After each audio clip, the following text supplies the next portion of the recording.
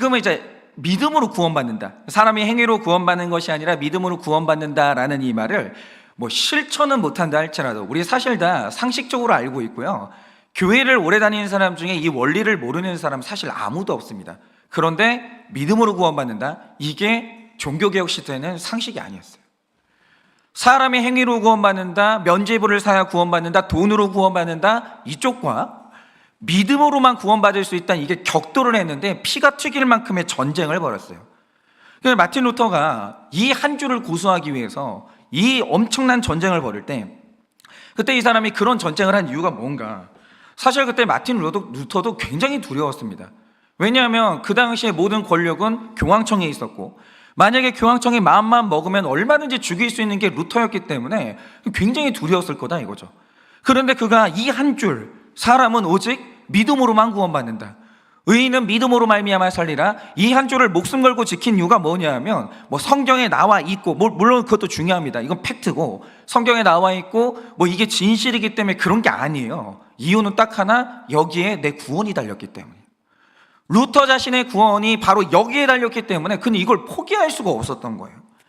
그러니까 참된 믿음이라는 게 뭔가, 우리가 정말 하나님 안에서 정말 피 튀기고 싸워서 우리 믿음의 선배들이 성경 그대로 구원받는 원리를 우리에게 전달해 줬는데, 중요한 건 이거죠. 우리가 지금 로마서를 보면서 도대체 우리 같은 죄인이 어떻게 지옥에서 벗어나서 절대로 갈 수 없는 천국에 가는 것인지, 지금 우리가 로마서를 보면서 사도 바울이 지켜냈던 그 복음, 마틴 루터가 지켜냈던 그 복음의 원리를 묵상하고 있습니다. 그런데 성경이 절대 타협하지 않는 게 뭡니까? 사람의 육신 안에는 구원의 영광이 절대 없다는 거예요. 오직 우리가 예수님을 믿는 그 믿음으로만 천국에 간다라는 거죠. 그래서 세상에서 제일 좋은 게 믿음이고요, 믿음이 모든 것을 이기는 능력이에요. 심지어 믿음은 나도 이겨요. 내 죄를 이기고 나를 천국으로 끌고 가는 것이 믿음이라는 거죠. 그런데 여기에서 중요한 건 이겁니다. 믿음으로 천국 간다고 하니까 믿음 나쁘면 절대 안 돼요. 다른 건 모르겠는데 믿음은 좋아야 되는 거예요. 무조건 믿음 좋아야 돼요. 그런데 우리 여기서 해야 되는 질문이 있죠. 도대체 믿음 좋다는 게 뭐예요? 우리가 교회 생활하면서 아무렇지도 않게 하는 말이 뭐냐면, 어떤 사람이 열심히 교회에 머물러 있어요. 긴 시간을 교회에 보냅니다. 교회에서 땀 흘려서 일을 해요. 그리고 뭐 이렇게 찬양할 때, 예배 드릴 때마다 아멘 아멘 해요. 그리고 우리가 흔히 하는 말이 뭐냐면, 저 사람 믿음 좋다는 거예요. 그게 믿음이 좋은 거냐 이거죠. 그럼 도대체 믿음이 좋다라는 게 뭔가? 우리가 이 질문 앞에서 한 가지 벗어나야 되는 고정관념이 있는데, 이런 겁니다. 우리가 어린 시절에, 이게 굉장히 무서운 교육의 결과인데, 어린 시절에 배우는 굉장히 반기독교적인, 구속사하고 아무 상관없는 개념이 하나 있어요. 그게 뭐냐면, 사람 중에 위인이 있다는 거예요. 아예 레벨이 다른 완벽에 가까운 사람이 존재할 수 있다라고 하는데, 그걸 위인이라고 부르죠. 예를 들어서 우리가 이제 위인전을 딱 사면 그 중에 언제나 링컨 대통령의 책이 어디나 있거든요. 어디나. 그런데 그 책 속에 이제 기록되어 있는 링컨을 보면요, 저도 읽었었는데 어릴 때 완전 무결한 사람이에요. 어릴 때 이분이 가난했지만 어머니의 교육 속에 너무나 정직한 사람으로 자라났고, 수많은 어려움을 뚫고 대통령이 됐는데, 그런데 이 사람이 얼마나 인격적인지 자기를 반대하는 사람들도 다 참모로 쓰고, 하나님 말씀에 따라서 모든 이해타산을 벌이고 흑인 노예 전쟁을 벌였고, 어려운 전쟁이지만 훌륭한 리더십을 발휘해서 이 승리로 이끌었고, 어릴 때 있잖아요, 그 책을 읽으면요, 이런 위인이 있다. 세상에 이렇게 훌륭한 사람이 있는데 위인은 누구냐? 약점이 없는 거예요. 거의 완전 무결한 사람이에요. 나는 어디 세상에 그런 사람이 진짜 있는 줄 알았어요. 위인전을 읽으면요, 우리 보고 그런 사람이 되라는 거예요. 어떤 사람이 이런 식으로 살아봤고, 그러니 너도 이렇게 될 수 있다, 그렇게 말하는 거예요. 그러니까 제가 어릴 때 한 생각이 뭐냐면, 세상에 위인이라는 사람들이 존재하는데 똑똑해요, 거기다 천사 같은 인격을 가졌어요, 능력까지 좋은 완벽한 인간이에요. 그러니 나도 그런 사람이 되어야 한다, 이런 생각을 했죠. 그런데 이 위인에 대한 관점이 교회 교육 안에 들어온 거예요. 이게 문제인 거예요. 그러니까 제가 이런 거죠. 위인전을 읽고, 저는 사실 위인전이 없어져야 된다고 생각하는데, 그러니까 팩트만 알면 돼. 역사를 알아야지. 근데 위인전이 굉장히 많은 것을 왜곡시킨다라고 생각하는데 역사를 알면 돼요. 위인전을 읽는 게 아니라. 그래서 제가 이제 위인전을 떼고 역사를 알게 된 거죠. 객관적인 링컨에 대한 사실을 접하게 되는데 내가 알던 그 사람이 아닌 거예요. 이게 너무 충격적인 거죠. 물론 굉장히 훌륭한 분이에요. 굉장히 훌륭한 분인데 여러분 그거 아십니까? 이분이 굉장히 심각한 우울증 환자였어요. 이분이 쓴 글을 보면요, 처음에 제가 한번 어떤 글을 읽은 적이 있거든요. 사람들이 내가 누군 줄 알면 다 나를 싫어하게 될 것이다. 나는 아무것도 못할 것이고 나는 곧 실패자가 될 것이다. 사람들한테 짓밟힐 것이다. 완전히 찌질해가지고 열등감에 시달리는 글을 딱 썼는데 그게 링컨 대통령이 쓴 글이에요. 실제로. 그리고 4명의 아들들 중에서 18살을 넘기고 살아난 아들은 1명밖에 없었어요. 다 죽었어요, 그 전에. 심지어 동아 사이언스 기사에 따르면 이분이 매독균 감염자였는데 이분 아내가 사실 정신착란으로 돌아가셨거든요. 근데 이게 매독균이 해결되지 않고 옮겨졌을 때 이런 질환이 나타난다라는 거예요.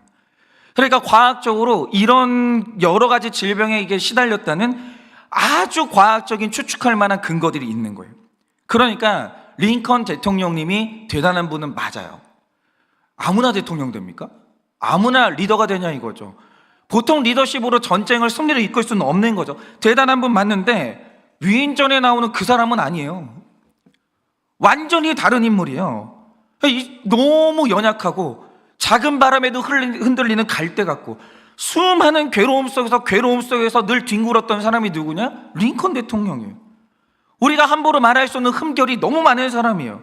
근데 마찬가지로 이 교회 교육이 과거에 진짜 잘못된 게 뭐냐면 어릴 때 교회 교육의 방향성이 뭐였냐? 성경 인물들을 딱 내놔요. 뭐 아브라함, 요셉, 다윗 이런 사람을 딱 내놔요.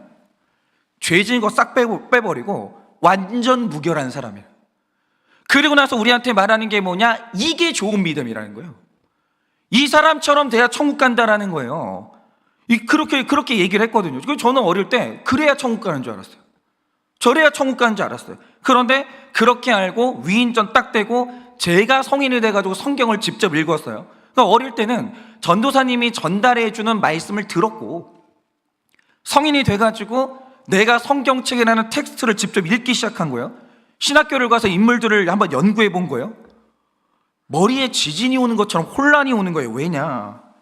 내가 직접 성경을 읽으니까 그 사람이 아니에요. 너무 깜짝 놀랐어요. 아브라함이요? 심각한 배신자입니다.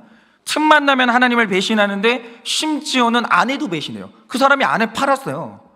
여러분, 배신은 실수가 없어요. 실수로 배신하는 사람이 어디 있어요? 그 배신자라는 이게요, 아브라함 인격이에요. 이 사람 언제든지 자기 처자식 다 버릴 수 있는 인간이에요. 또 모세가 진짜 충격적인데 이 사람이 분노 조절 장애가 있어가지고 사람을 죽였더라고요. 뭐야? 아니, 나는 맨날 홍해 가르는 것만 봤지 이 사람이 사람 죽이는 장면 들어본 적이 없는 거예요. 성경을 보니까 사람을 때려 죽였어요. 다윗은 성중독자예요. 유다는 자기 며느리랑 불륜을 저질러가지고 그 사이에서 애를 낳았어요. 이렇게 되니까 머리에 지진이 나면서요. 그런데 또 말하는 게 뭐냐? 성경이 분명히 말하는 게 뭐냐면 이 사람들이 완전 무결한 사람이 아니에요. 근데 믿음이 좋은 사람이래요. 뭐냐 이거죠. 그냥 내가 알고 있던 그 개념 있죠. 완전 무결한 사람으로 살아야 믿음이 좋다라는 인정을 받는 거야. 근데 그게 아니었던 거예요. 그래서 제가 근본적으로 다시 물은 게 뭐냐면 도대체 좋은 믿음이 뭐냐는 거예요. 여기에 대한 근본적인 질문이 다시 생기기 시작한 거죠.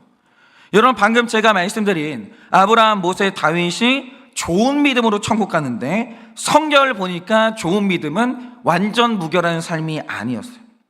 그러면 우리를 천국에 이르게 하는 좋은 믿음이라는 게 뭡니까?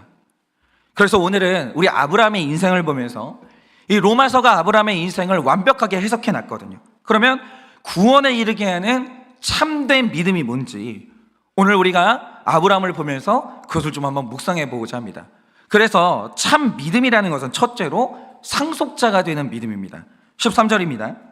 아브라함이나 그 후손에게 세상의 상속자가 되리라고 하신 언약은 율법으로 말미암은 것이 아니요 오직 믿음의 의로 말미암은 것이니라 라고 합니다. 그러니까 이런 거죠. 우리가 100% 죄인임을 깨닫고 행위를 내려놓고 믿음으로 의롭게 되면 엄청난 복을 받게 되는데, 이게 그냥 수사가 아니에요. 실제로 그것은 실제하는 복이고 우리가 장차 누리게 될 복인데, 우리가 하나님 나라를 가져요. 내가 상속을 받게 되는데, 이 상속이라는 개념 안에 있는 게 뭐냐면 그의 것이 나의 것이 된다라는 뜻이에요. 그러니까 천국에 임대로 사는 게 아니에요. 천국에 내가 빌부터 사는 게 아니라 하나님이 그걸 자기 자녀들에게 줘요. 그러니까 상속이라는 단어는 그 외에 다른 해석의 여지가 없는 단어예요. 하나님의 것이 나의 것이 된다 이거예요. 그런데 보세요, 하나님이 이 약속을 언제 주셨는가 시점이 중요해요. 이게 언제 주셨냐면 율법을 주시기 430년 전에 이 약속을 주셨어요. 율법이 생기기 430년 전에 아브라함이 이걸 받았다는 거죠. 그러니까 아브라함은 율법이 뭔지도 몰랐어요. 율법이 뭔지도 몰랐어요. 그래서 이 약속은 내가 율법을 지키면 받게 되는 것이 아니라 하나님이 일방적으로 주신 것이기 때문에 깨어질 수가 없는 언약인 거예요. 율법이 뭔지도 모르는데 어떻게 율법을 지켜요? 율법이 있기도 전에 하나님이 너는 상속자가 될 거야, 내가 이걸 너한테 줄 거야, 언약하셨다고요. 그러니까 행위로 되는 것이 아니라 하나님이 한 사람을 택하시고 너는 나의 아들이야, 내가 이것을 줄 것이야, 언약으로 얻어지는 거예요. 믿음으로.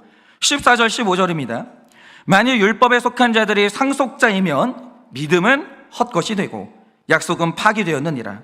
율법은 진노를 이루게 하나니 율법이 없는 곳에는 범법도 없느니라 라고 합니다. 그런데 이런 거죠. 신앙생활 하다 보면 우리 열심히 믿잖아요. 믿는데 믿는 게 허무해질 때가 있어요. 믿어서 뭐하노? 믿음이 무슨 소용이노? 이러면서 믿음이 허무해질 때가 있어요. 왜일까요? 왜 믿음이 허무해질까요? 믿음이 허무해지는 때가 언제냐면 구원받고 변화되어서 힘든 남편을 잘 섬겼어요. 가족의 구원을 위해서 열심히 헌신했어요. 근데 내가 이렇게 노력했는데, 구원은 믿음으로 받아놓고, 구원은 행위가 아니라 믿음으로 받아놓고 나는 또 행위로 가는 거예요. 열심히 섬깁니다, 열심히 사랑합니다. 그런데 내 노력으로 변화되지 않으니까 갑자기 우울증이 찾아와요. 아니, 내가 노력으로 구원받았냐고요. 근데 갑자기 나는 내 가족을 노력으로 구원시키려고 하는 거예요. 나 안 변해요. 그러니까 내가 언제까지 이렇게 힘들게 살아야 되나? 노력도 기한이 있는 거예요. 아니, 좀 변해야 나도 편하게 살지. 아니, 이렇게 안 변하면 나는 평생 을로 살아야 되나? 평생 아쉬운 소리 하고 살아야 되나? 내가 언제까지 이러고 살아야 되나? 갑자기 불평이 산 거예요. 그러면 이 불평의 정체는 뭡니까? 이유는 우리가 다 안 되는 게 있어서 은혜로 구원받았는데 어느 날 은혜가 사라지고 또 행위로 구원받으려고 하는 거예요. 갑자기 내 행위가 다시 살아나는 거예요. 여러분, 신앙생활은요, 증명하는 게 아니에요. 누리는 거예요. 아니, 왜 자꾸 교회를 와가지고 행위로 내가 괜찮은 사람인 걸 자꾸 왜 증명하려고 하세요? 아니, 왜 자꾸 행위로 인정받으려고 하시냐 이거예요. 그러니까 여러분, 이런 겁니다. 교회에서 열심히 일하는 사람들 많아요. 근데 어떤 분들을 보면요, 열심히 일을 하면서 성화가 돼요. 어떤 사람들은 열심히 하면서 충전이 됩니다. 어떤 사람은 열심히 하면서 성령 충만함을 받아요. 근데 이상한 게 있죠. 어떤 분들은요, 열심히 일하면서 고갈돼요. 지쳐가요. 이 차이가 뭘까요? 제가 얼마 전에 과학 좀 이야기를 보다가 너무 놀라운 걸 깨달았는데, 이런 게 있습니다. 여러분, 운동하고 노동의 차이가 뭐예요? 무슨 차이가 있죠? 되게 힘들게 이 몸 쓰잖아요. 근데 이상한 게 있어요. 운동을 하는 사람은 체지방이 줄어들고 근육량이 늘어나요. 근데 노동도, 여러분, 택배 이게 배달하시는 분들 보면 엄청 무거운 거 들잖아요. 근데 그들은 근육이 늘어나지 않고 체지방도 줄지 않아요. 그냥 기가 빠져요. 고갈돼. 이 차이가 어디에서 오냐라는 거예요. 그게 놀랍게도 생각이더라는 거예요.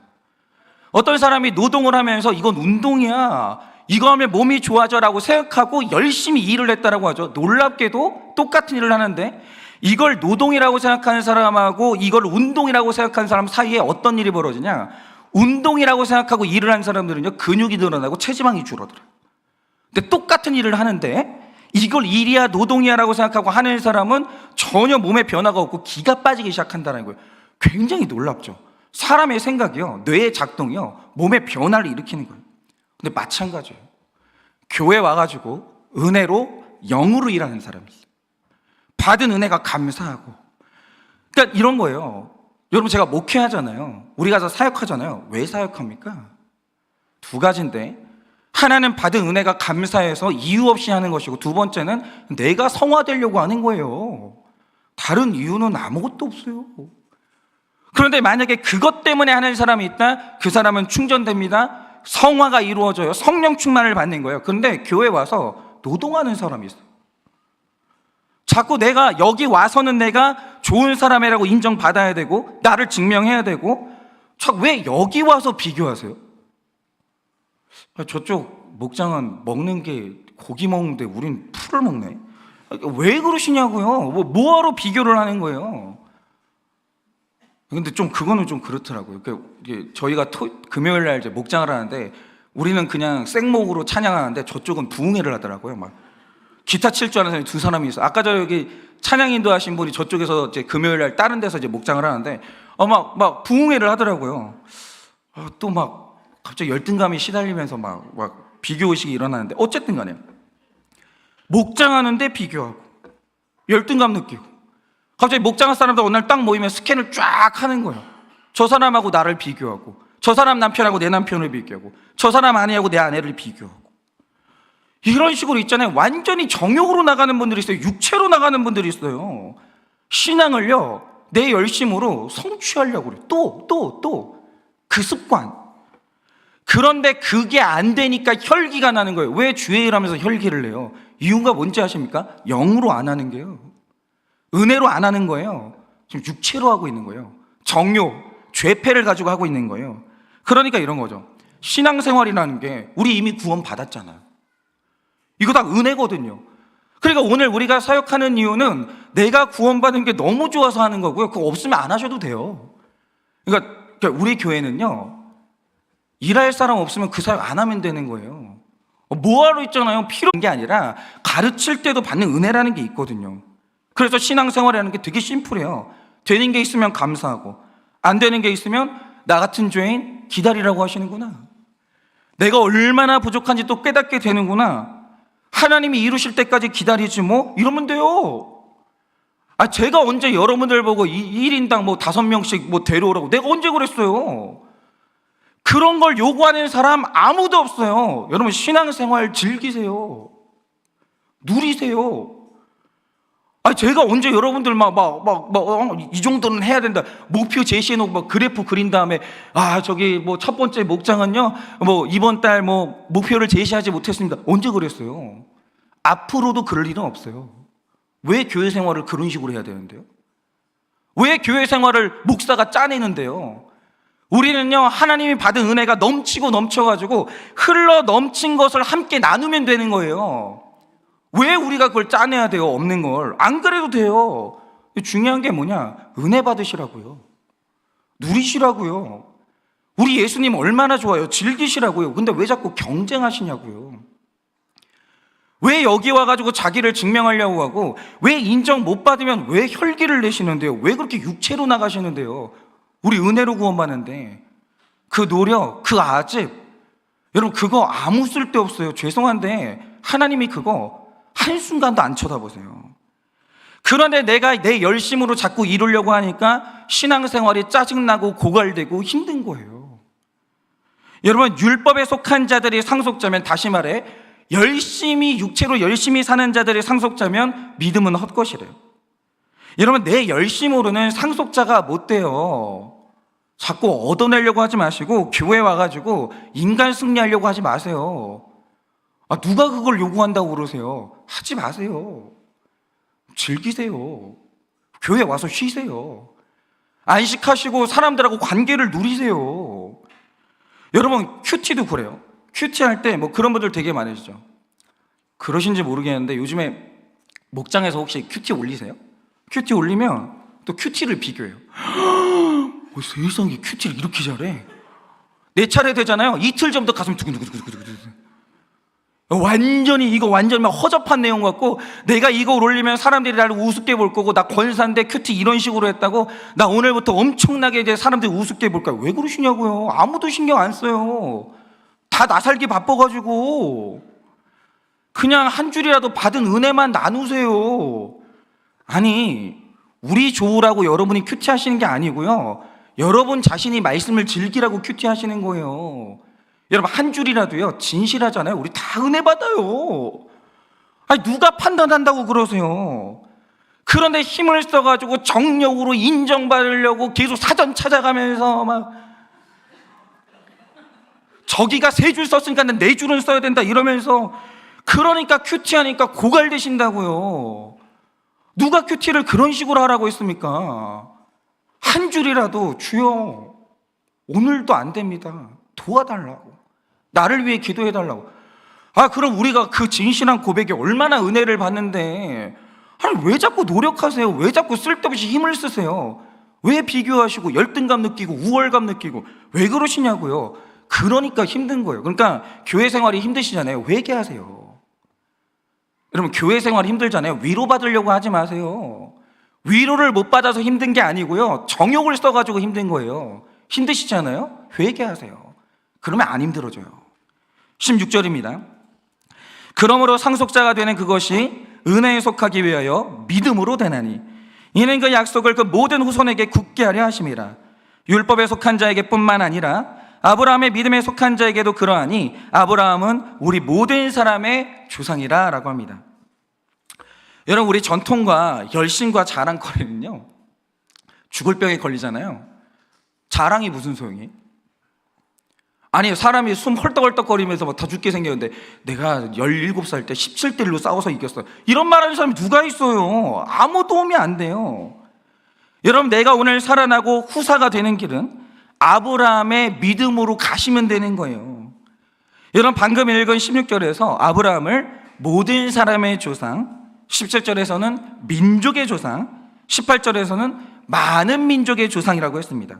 그러니까 아담이 행위의 조상이라면 아브라함은요, 많은 믿음의 사람들의 조상이에요. 아브라함이 하나님을 믿었기 때문에 그 자손인 우리가 복을 받게 되는 거예요. 여러분, 믿음이에요. 믿음이 있으면 많은 사람의 조상이 되는 거예요. 여러분, 모태신앙도 아니고 온 집안에 믿는 사람이라고는 아무도 찾아볼 수 없는 사람들이 있어요. 그런데 지금 예수님을 믿는 내가 믿으면 믿음의 조상 되는 거예요. 그러니까 저는 모르겠어요. 우리 딸이 인기나 있겠어요. 제가 피부가 까매가지고 걱정이에요. 저 닮아가지고. 하여튼 이것도 편견인지 모르겠는데, 어쨌든 이제 얘가 이제 나중에 결혼할 때가 된다. 이게 진짜 제가 분명히 말씀드리는데, 여러분, 이런 거예요. 4대째 모태신앙인데, 그리고 뭘 했는데, 그런데 이 사람이 육체를 자랑한다? 그 불신결혼이에요. 누가 그거 자랑하라고 그랬어요? 우리 집에 목사님의 16명이고 그래서 온갖 자랑하는 게 그거밖에 없는 거예요. 그건 불신결혼이에요. 우리 딸은요, 집안이 어떤 집안이냐, 거기 목사님이 몇 명이냐, 장로님을 몇 명 배출했냐, 물론 그거 중요할 수 있죠. 그러나 봐야 되는 게 뭐냐, 죄 고백이 있나, 나는 안 되고 예수로만 된다라고 하는 그 불수령적인 회개가 있나. 그거 없잖아요. 불신결혼이에요. 안 시켜요. 육체 자랑하는 사람하고 결혼하면요, 제 딸요 학대당해요. 그걸 너무 많이 봤어요. 그 육체 자랑하는 사람 치고 사람 교만하지 않은 사람이 없고 사람 우습게 보지 않는 사람이 아무도 없어요. 제일 안 좋은 게 육체 자랑하는 사람이에요. 그런데 제 딸을 반드시 결혼시키고 싶은 사람 누구냐? 그 집안에 믿는 사람 아무도 없어도 돼요. 선교하면 되지. 내 딸이 거기 가서 선교사로 살면 되는 거죠. 그런데 본인이 빛나는 믿음이 있다. 오직 예수밖에 없어. 내가 육체로 자랑할 게 뭐 있어? 내가 당신을 얻은 것은 내가 잘나서가 아니라 하나님이 은혜로 내가 너를 만난 거야. 고마워. 이렇게 말하는 사람이 있으면 개예요, 개. 그 사람하고 결혼시켜야 되는 거예요. 그래야 제 딸이 은혜 속에 살아가요. 그래야 제 딸이 사랑받고 살아가요. 왜? 말씀이 있으니까. 제 딸은 사랑스러운 구석이 없어도 믿음이 있으니까 그 남자가 너무나 흠이 많은 제 딸을 사랑해 줄 거 아니에요. 그리고 제 딸은 그 남자에게 복종하면 되는 것이고. 믿음이죠. 여러분, 믿음이 있으면 조상되는 것이고, 믿음이 있는 사람은 후사를 낳는 거예요. 여러분, 믿음이요, 이렇게 좋은 거예요. 믿음이 얼마나 좋은데요. 믿음이 사람을 편하게 만들고요, 믿음이 우리를 가볍게 만들고, 믿음이 우리를 기쁘게 만들어요. 근데 왜 자꾸 육체로 나아가세요? 뭐 하라고? 그럴 필요가 없는 거야. 아니, 결혼해가지고, 아니, 냉장고를 누가 샀네, TV를 누가 샀네, 아니, 네가 집 살 때 1억 냈고 내가 5천 냈으니까 평수로 따지면 이만큼 네 거 내. 뭘 그런 거예요 도대체? 뭐 정신병 걸렸냐 이거죠. 왜 자꾸 행위로 나아가요? 그게 얼마나 우리를 힘들게 하는데 왜 자꾸 율법으로 가세요? 여러분, 제일 좋은 게 뭔지 아세요? 믿음이에요. 우리는 할 수 없을지라도 우리를 되게 하시는 그 하나님을 믿는 그 믿음이 있으면요, 막 우리 집에 사람들이 다 불신자도 상관없어요.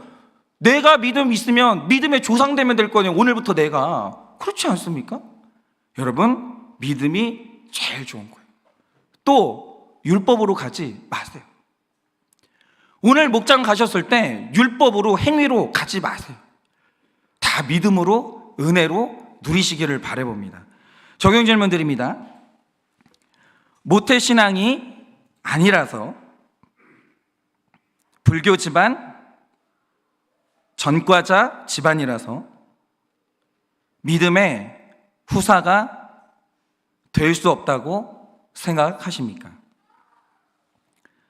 모태신앙이 아니라서, 불교 집안, 전과자 집안이라서 믿음의 후사가 될 수 없다고 생각하십니까? 내 식구도 다 전도를 못했는데 어떻게 목자를 하고 주일학교 교사를 하겠냐고 거절합니까? 내 식구도 다 전도를 못했는데 어떻게 목자를 하고 주일학교 교사를 하겠냐고 거절합니까? 그러니까 이 질문 속에는 자꾸 육체로 나아가는 내 옳고 그름이 있다는 거예요. 육신의 가족과 상관없이 전도와 양육으로 영적 자녀를 낳는 믿음의 상속자로 살고 있습니까? 육신의 가족과 상관없이 전도와 양육으로 영적 자녀를 낳는 믿음의 상속자로 살고 있으십니까?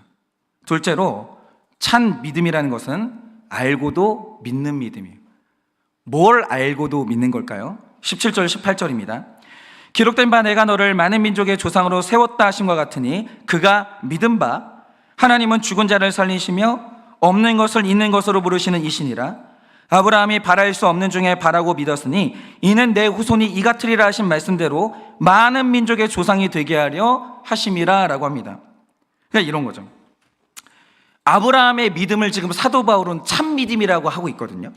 그런데 그러니까 사도 바울이 인정하는 참 믿음을 도대체 아브라함이 어떻게 가졌을까요? 자, 그가 믿었던 내용이 얼마나 위대하냐면 한번 들어보세요. 그 믿은 바 하나님은 어떤 분이냐? 죽은 자를 살리시는 분이에요. 여러분, 이거 믿을 수 있으십니까? 이거 믿는 거 진짜 쉽지 않아요. 근데 아브라함이 구약의 시대에 부활을 본 적이 없거든요, 그가. 근데 그가 하나님께 이삭을 내어놓을 때 그가 믿었던 게 뭐냐? 하나님이 죽은 자를 살리신다, 이걸 믿고 내놓은 거예요. 그리고 두 번째, 그는 없는 것을 있는 것 같이 부르시는 하나님이에요. 없는데 부르신다는 거예요. 없는 것을 있는 것처럼 부르신다는 거예요. 여러분, 이 정도 믿음 가질 수 있습니까? 되게 어려워요. 그리고 마지막에 뭐냐? 그는 바랄 수 없는 중에 바랄 것이 있게 하시는 하나님을 믿었어요. 가능성이 전혀 없는데, 근데 믿음으로 바랄 수 있도록 해주시는 그 하나님을 믿었다라는 거죠. 이런 걸 믿는다는 게 보통 일이 아니에요. 대단한 믿음이죠. 근데 중요한 건 이거예요. 어떻게 믿었을까요? 인격이 좋아서, 배운 게 많아서 그래서 믿었을까요? 아니에요. 아브라함이 이런 믿음을 가질 수 있었던 이유가 뭐냐 하면, 아브라함 자신이 아들 낳는 몸으로 죽었었거든요. 태가 죽었어요. 사라가 죽었고 낳을 수가 없는 몸이었다니까요. 그러니까 여성으로서 남성으로서 자식을 낳는 생식 기능이 죽었어요. 근데 죽어 있는데 하나님이 부르시는 거예요. 너 내 믿음의 조상. 죽었는데, 할 수가 없는데 내가. 근데 어느 날 죽은 사람을 불러다가 하시는 말씀이 뭐냐? 넌 앞으로 엄청난 수의 믿음의 조상이 될 거야. 앞으로 네 믿음의 후손들 있잖아. 셀 수가 없어. 아브라함이 그 하나님을 만난 거예요. 그리고 그가 바랄 수가 없었어요. 심지어는 아들 한 명도 바랄 수가 없었어요. 그런데 하나님이 말씀하시는 거예요. 소원을 가져.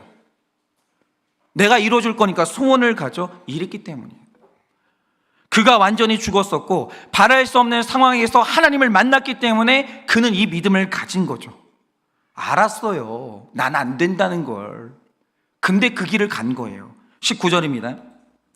그가 백세나 되어 자기 몸이 죽은 것 같고 사라의 태가 죽은 것 같음을 알고도 믿음에 약하여지지 아니했다라는 거예요. 여러분, 믿음의 길은요, 모르고 가는 길이 아니에요. 안 되는 거 알아요. 우리가 어떻게 천국 가요? 그러니까 이런 거죠. 아, 나는 천국 갈만해. 자신 있어.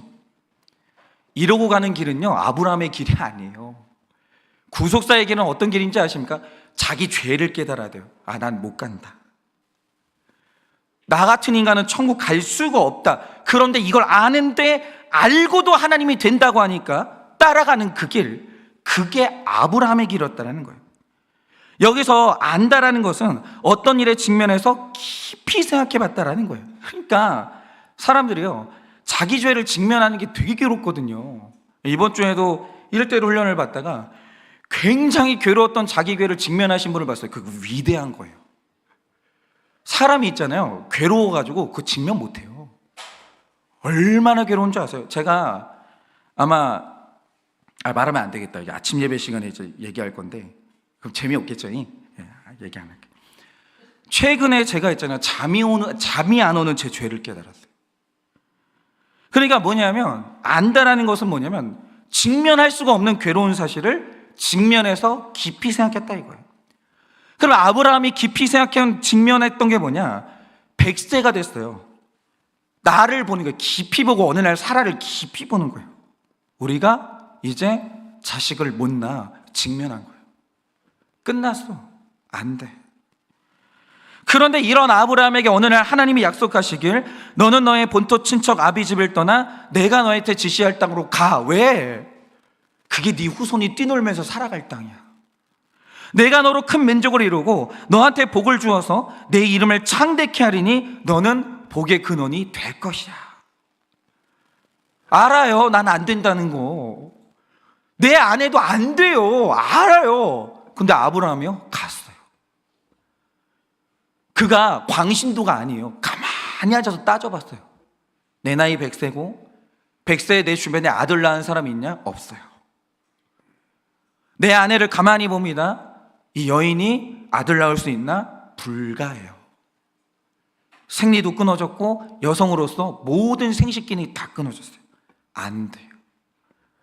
그러면 하나님이 내가 너를 민족의 조상으로 부른다고 할 때 안 가야 될 거예요. 아니까 알아서 못 가는 길이 있는 거예요. 근데 믿음은 뭐냐? 아는데 가는 거예요.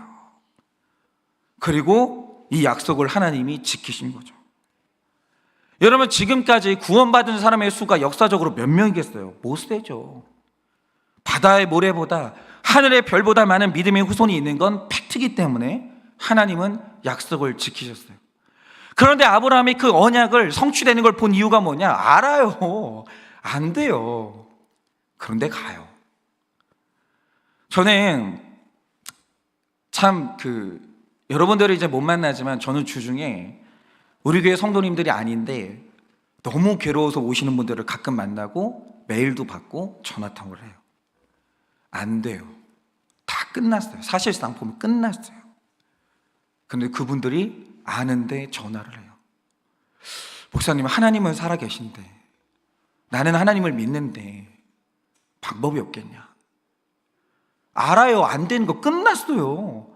완전히 바람이 나가지고 정신이 나간 저 남자 어떻게 우리 집에 돌아와요? 알아요. 이혼해야 돼요. 알아요. 그런데 이혼을 안 해요. 목사님, 방법이 없습니까? 만약 하나님이 원하시는 게 있다면 나는 그 길을 가겠다고 와요. 위대하죠. 그게 아브라함의 길이에요. 그런데 당시 아브라함은 이 말도 안 되는 약속에 어떻게 믿어줬겠습니까?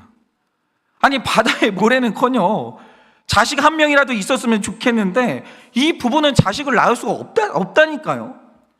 아브라함이 분명 하나님의 약속을 믿고 싶었는데 자식이 있어야 될 거 아니에요. 보여야 될 거 아니에요. 그래서 아브라함이 걸었던 길이 뭐냐? 완전 무결한 길이 아니에요. 과정이 있어요. 기다렸죠. 아브라함이 왜 안 기다려요? 성품으로 좀 기다려봤죠. 안 나타나는 거예요. 그 기미도 안 보이고. 그래서 어떻게 했냐? 주님의 능력이 있으신데 제가 볼 때는 제가 좀 도와드려야 될 것 같아요. 그럼 또 행위가 나와요. 그래서 아니라고 하는데 여종 하갈을 얻어가지고 이스마엘을 낳습니다. 봐라. 하나님이 진짜 좋은 분인데 하나님이 내가 좀 도와드려야 돼. 해요. 아들을 얻는 거예요. 봐라. 된다. 인간이 마음먹어서 안 되는 게 없다. 육적으로 씩씩한 아들 이스마엘을 낳았는데 얘가 또 영걸이에요. 얼마나 사냥을 잘하는지 얘가 나중에 한 민족의 조상이 됩니다. 아주 막 진짜 너무 든든한 아들이 태어난 거예요. 너무 좋아하고 있었는데 중요한 게 뭐냐? 얘가 죽어도 예수를 못 믿는 거예요. 내 노력으로 낳아봤거든요. 안 되는 거예요. 아무리 가르쳐봤는데 울면서 기도를 하고 중보 기도를 하는데 얘가 끝내 예수님을 못 믿어요. 그때부터 하나님이 아브라함에게 13년 동안 침묵하십니다. 여러분, 아브라함은 그래도 믿음 있는 사람이에요. 그가 믿은 게 뭐냐? 이 아들, 딸이 공부 잘하고 효도하고 좋은 직장에 다녀도 얘가 천국 갈 기미가 안 보이는 거예요. 아브라함이요, 내 행위가 결과가 이거구나. 여러분, 아브라함 가슴이 얼마나 찢어졌는지 이해가 되세요? 내 행위로 하나님 말씀을 어기고 아들을 낳았어요. 얘가 하나님 안 믿어요. 내가 살아서 얘가 지옥 가는 꼴을 봐야 되는 거예요. 그 찢어지는 아픔을 아십니까? 세상 가치관으로는 문제가 안 되겠지만 아브라함에게는 하나님의 침묵이 어마어마한 사건이었어요. 잘못했다. 그때 내가 그렇게 나서지만 않았어도 내 아들이 예수 안 믿는 저 꼴을 내가 안 보는 건데 내가 또 육체로 나서니까 이걸 보게 되는구나. 잘못했다. 아니, 우리 집이 믿음의 계보를 이어서 예수님이 태어나야 되는 집안인데 육적인 아들만 있고 영적 후사가 없는 거예요. 완전히 가슴을 칩니다. 그리고 마침내 안 되는 거구나. 이스마엘하고 헤어지던 그날 내 아들하고 헤어지는 거예요. 미안하지만 여러분, 같은 가족이라고 다 같이 천국 가는 게 아니에요. 여러분, 왜 헤어졌겠습니까? 이스마엘아, 내가 욕심으로 너를 낳았는데 내 노력으로는 너를 천국으로 끌고 갈 수가 없어. 아브라함하고 이스마엘이 가는 길이 달랐던 거예요. 영적으로. 그러니까 헤어질 수밖에 없었던 거예요. 근데 그런다 할지라도 그 찢어지는 가슴을 이해하시겠습니까?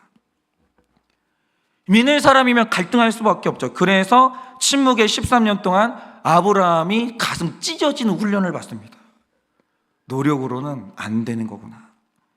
그리고 13년 만에 하나님이 다시 나타나셨을 때 아브라함이 바짝 엎드리는 거예요. 하나님, 잘못했습니다.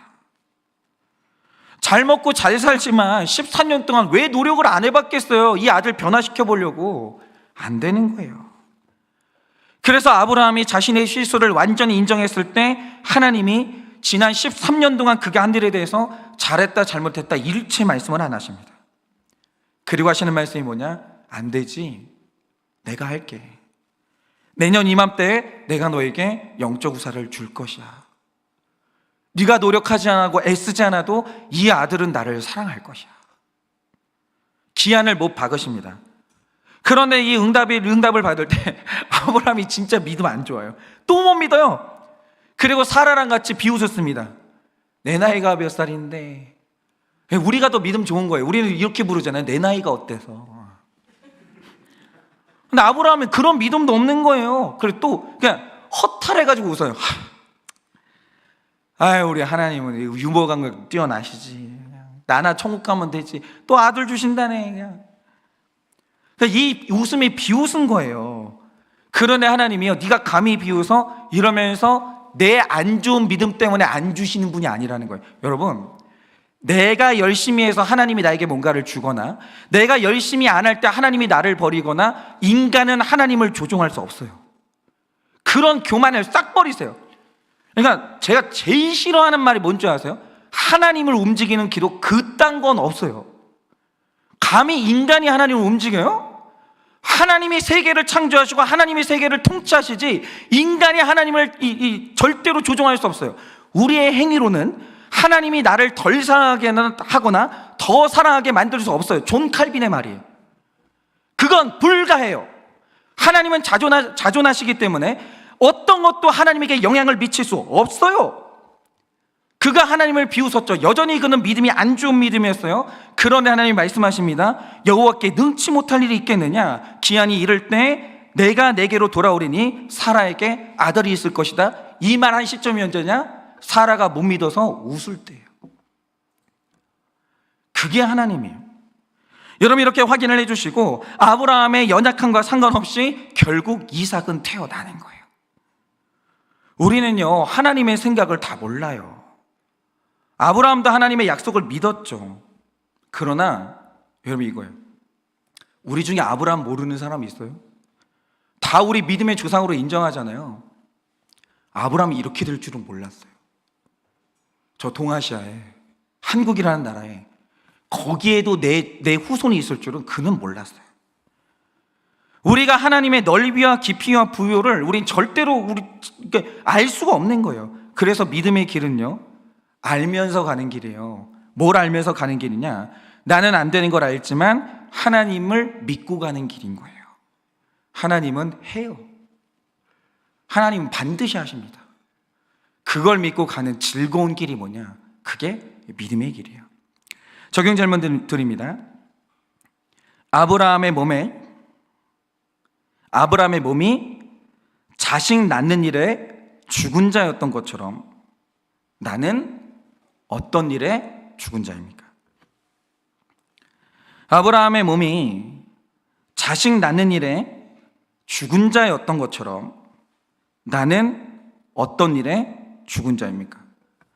제가 이거를 경험을 했어요. 지난주에 목자님들하고 모여서 목장 모임을 하는데 그렇게 저를 혼내시는 거예요. 왜 이렇게 목사님이 설교할 때 혈기를 내고 화를 내냐고. 좀 그렇게는 웃지 마세요. 이렇게 웃지 마세요. 아니, 왜 그렇게 혈기를 내냐고. 우리 막 다 알아듣는다고 그러면서, 제가 예전에 여기 성도님들 안 계실 때 왜 그런 거 있잖아요. 사람이 없으면 기가 죽거든요. 기 죽어가지고 했던 설교들이 있어요. 요렇게 하라고, 요렇게. 그래서 제가 화요일까지는 성공했어요. 혹시 느끼세요? 다 죽었다, 나 이제 완전 부드럽게 간다. 그러면서 내가 화요일까지 했거든요. 수요일날 정신 차리니까 소리 지르고 있더라고요. 죽었어, 나는 부드럽게 사는 일엔 죽은 거야. 안 돼. 안 되는데 가려고, 이 길을. 언젠가 하나님이 하시겠죠. 그죠? 뭐 언젠가 부드럽게 되겠죠.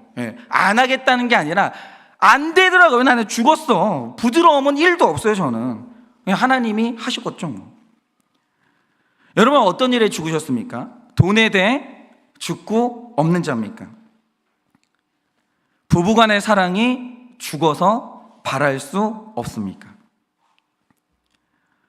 돈에 대해 죽고 없습니까?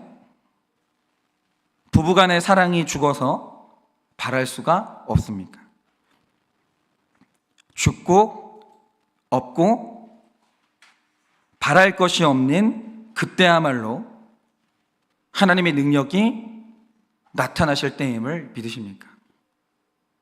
죽고 없고 바랄 것이 없는 그때야말로 하나님의 능력이 나타나실 때임을 믿으십니까? 마지막 셋째로, 참 믿음은요, 약속을 믿는 믿음이에요. 잘 들으세요. 약속을 믿는 믿음이에요. 20절에서 22절입니다. 믿음이 없어 하나님의 약속을 의심하지 않고 믿음으로 견고하여져서 하나님께 영광을 돌리며 약속하신 그것을 또한 능히 이루실 줄을 확신하였으니 그러므로 그것이 그에게 의로 여겨졌느니라 라고 합니다. 여러분, 이 말씀 잘 보셔야 돼요.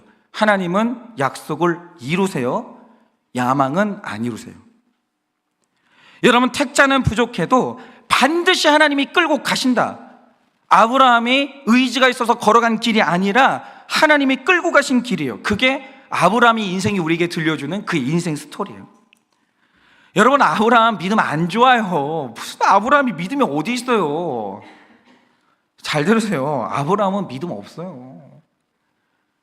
여러분이 이 중에 계신 여성분들 중에 아브라함하고 결혼하잖아요. 1년 만에 다 이혼 신청하실 거예요. 아브라함이 믿음이 좋아서 알고도 믿은 게 아니라 하나님이 아브라함을 안 버리신 거예요. 안 버리신 겁니다. 그래서 믿음을 견고하게 하셨어요. 그래서 결국 아브라함은 자랑하는 사람이 아니라 하나님께 영광 돌리는 사람이 됐다라는 거죠. 그런데 놀라운 것은요, 아들 낳는 일에 죽은 자와 같았던 아브라함이 하나님이 끌고 가시니까 100세의 믿음이 완성되면서 아들을 낳기 시작하더니 175세까지 살면서 아들을 6이나 더 낳았습니다. 하나님이 저수지 같은 사랑으로 찾아오셔서 물을 부어주시는데 내 밭이 흙밭인지 돌밭인지 아무 상관없어요. 아무 상관. 돌밭이면 어떨 거예요? 하나님이 홍수를 이루시는데 무슨 상관이 있어요? 여러분, 돌밭에 뿌려주시는 물을 뿌려도 열매를 맺지 못하겠죠. 하나님이 부으시면 그것도 방법이 없는 거예요. 하나님은 돌밭에 열매를 내는 법을 알아요. 그래서 내가 열매가 있으면 자랑할 게 없는 거예요. 우리 중에 아브라함보다 믿음 좋은 사람 누가 있어요? 아브라함 믿음 안 좋았는데 나는 그거보다 더 안 좋다고요. 근데 우리가 무슨 자랑을 해요? 구원받은 것은 다 하나님의 은혜인 거죠. 아브라함의 공로가 어디 있어요? 하나님이 부르시고 약속을 주시고 25년을 기다리시고 약속을 이루셨어요. 하나님이 안 버리시는 거예요. 그래서 제가 정말 진짜 너무 고민인 게 뭐냐면, 제가 이제 한일교회 와서 목회를 딱 시작할 때 진짜 마음에 진짜 새긴 게 있어요. 그게 뭐냐, 내가 버림받지 난 사람 버리지 않는다. 정말 난 사람 고난이 이렇게 센 줄 몰랐어요. 나 버리고 싶은 거예요. 막 죽겠는 거예요, 진짜. 막 우리 아내도 버리고 싶고 다 버리고 싶은 거예요, 막. 버리고 싶은 사람이 난가? 이렇게 생각. 주님은 최소 25년 기다리시는 거예요. 그게 기다림인 거죠. 근데 그리고 끌고 가니까 아브라함이 100세의 믿음이 완성되더니 하나님이 그에게 자녀를 더 주시는 거예요. 기다려야 돼요. 버리긴 어딜 버려요. 그런 건 없어요. 23절에서 25절입니다. 그에게 의로 여겨졌다 기록된 것은 아브라함만을 위한 것이 아니요 의로 여기심을 받은 우리도 위함이니 곧 예수 우리 주를 죽은 자 가운데서 살리신 이를 믿는 자니라. 예수는 우리가 범죄한 것 때문에 내줌이 되고 또한 우리를 의롭다 하시기 위하여 살아나셨느니라 라고 하십니다. 여러분, 아브라함이 믿는 믿음이 바로 예수님을 믿는 우리의 믿음이에요. 하나님은요, 아브라함에게 기대하셨던 동일한 믿음을 오늘 우리에게 기대하십니다. 여러분, 아브라함과 같은 믿음이 아니면 2000년 전에 골고다에서 흘린 예수님의 피가 영원한 생명을 주신다는 것을 누가 믿겠어요? 누가? 아브라함이요, 안 보고 믿었다고요. 안 보고 믿었어요. 아니 진짜 여기에 한국 땅에 우리 진짜 얼마 전까지만 하더라도 이 나라 흙밭이었거든요. 여기 예수 믿는 사람이 누가 있었어요? 다 산에 가가지고 나무를 향해서 비나이다 했지. 아니, 아브라함하고 같은 믿음을 가진 사람이 이렇게 많을지 그가 어떻게 알았어요? 근데 그가 그걸 믿었어요. 믿음 좋아서 믿은 게 아니라 하나님이 증명하시고 설득하시니까 믿었어요.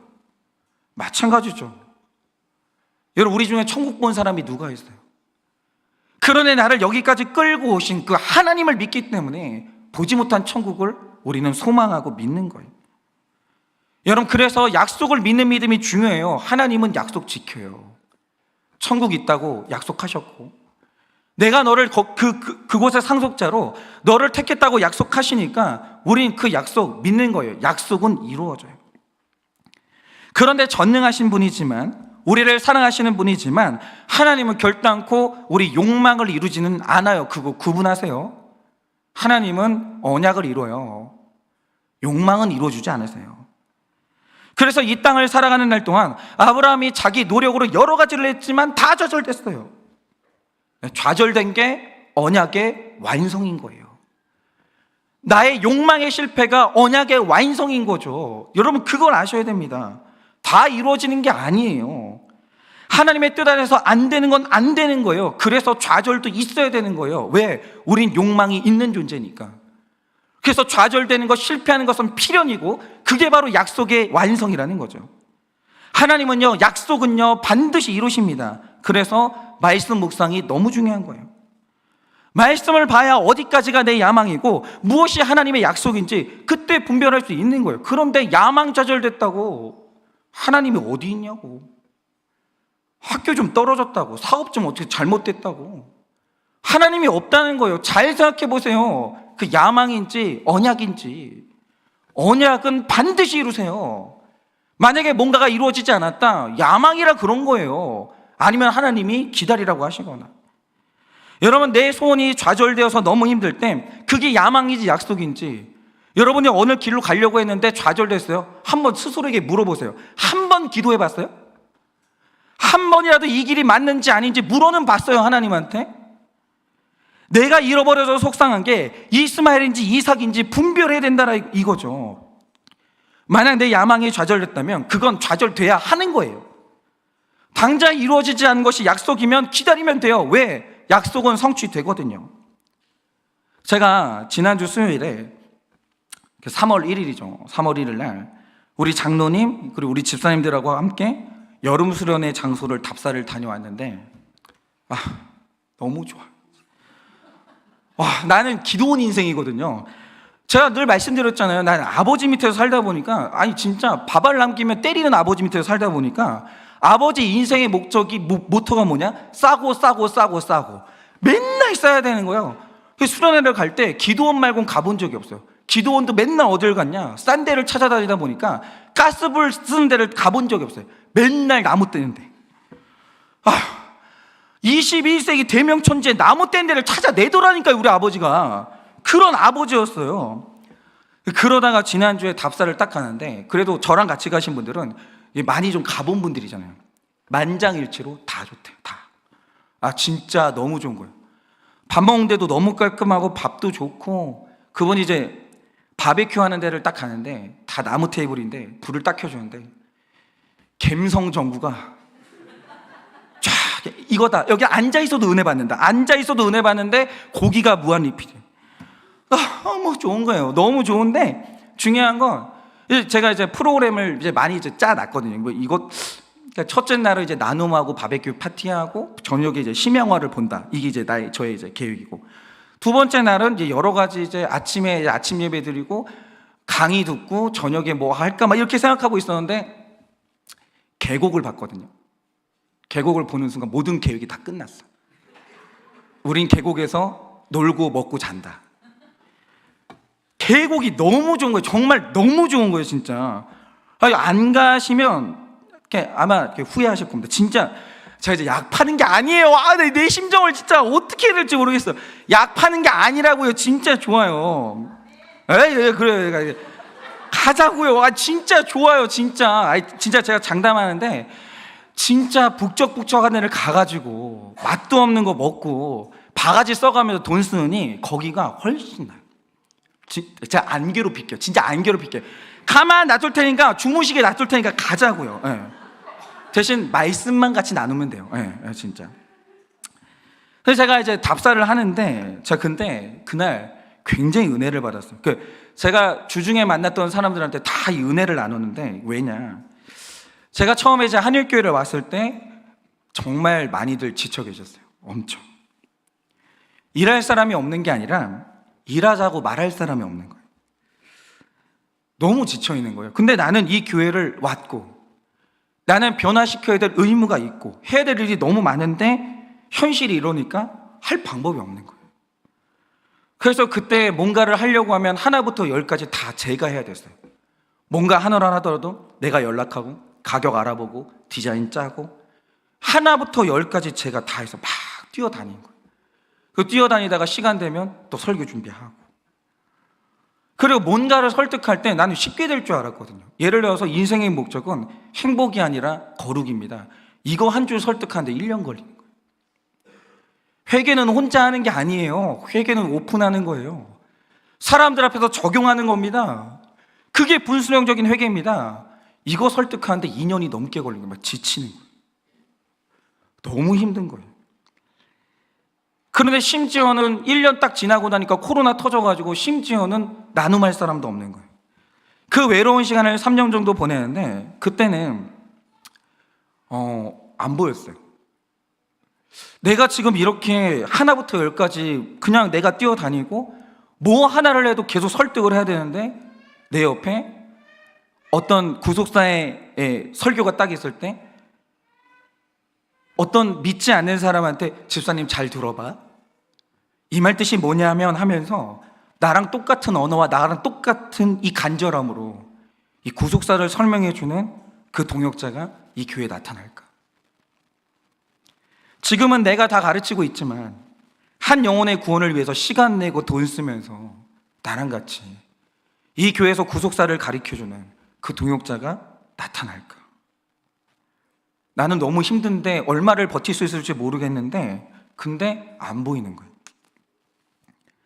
내가 지금 이렇게 고단하고 힘든데 사역이 기쁨이 되고 나도 누군가한테 맡기고 두 발 뻗는 날이 올까? 이게 상상이 안 됐어요. 그런데 지난주에 답사를 딱 하는데 많이 왔어요. 되게 많이 왔어요. 연락을 하다 보니까 많이 왔거든요. 근데 보통 답사를 가면 한 2명이나 3명 이렇게 가요. 근데 답사를 갔는데 15명이 넘게 온 거예요. 그러니까 누가 이제 이 안내해 주신 분이 갔는데 우르르 따라가는 거예요. 우르르 따라가는 거예요. 그러니까 어떤 분이 하시는 말씀이, 목사님 근데 답사 인원을 보면 저분이 우리 교회를 10,000명이라고 생각하면 어떡하죠? 진짜 너무 많은 거예요. 근데 목사님 사실은 우리 교회 전 인원의 5분의 1이 온 거잖아요. 이걸 어쩌죠? 막 이러는 거예요. 막 분명히 답사 인원은 많은데 장소는 좁아. 되게 헷갈렸을 것 같아요. 근데 제가 이렇게 막 갔는데 노는 사람이 없는 거예요. 갔는데 어떤 분은 홍보 영상 만든다고 하면서 계속 좋은 장소마다 찍고 다니는데 이건 찍어야 돼. 이거 성도님들이 보셔야 돼. 이걸 봐야 성도님들이 이 장소가 어딘 줄 알 수 있어. 계속 가는 것마다 사진 촬영하고 동영상 촬영하고, 그러면서 어떤 분은 수련회 그 장소에 도면을 다 뽑았어요. 뽑아가지고 계속 뭔가를 쓰고 계산하고, 어떤 분은 안내하시는 직원한테 질문을 계속 던지는 거예요. 그러니까 몇 평이죠? 얼마나 들어갈 수 있죠? 우리가 얼마를 쓸 수 있으며 만약에 쓰면 비용이 얼마입니까? 여기선 이거 하면 되겠고요. 저기선 저거 하면 되겠고요. 여기는 안 써도 돼요. 여기만 써도 충분해요. 계속 회의를 하는데 중요한 건 내가 할 일이 없는 거예요. 갑자기 소외가 되는 거예요.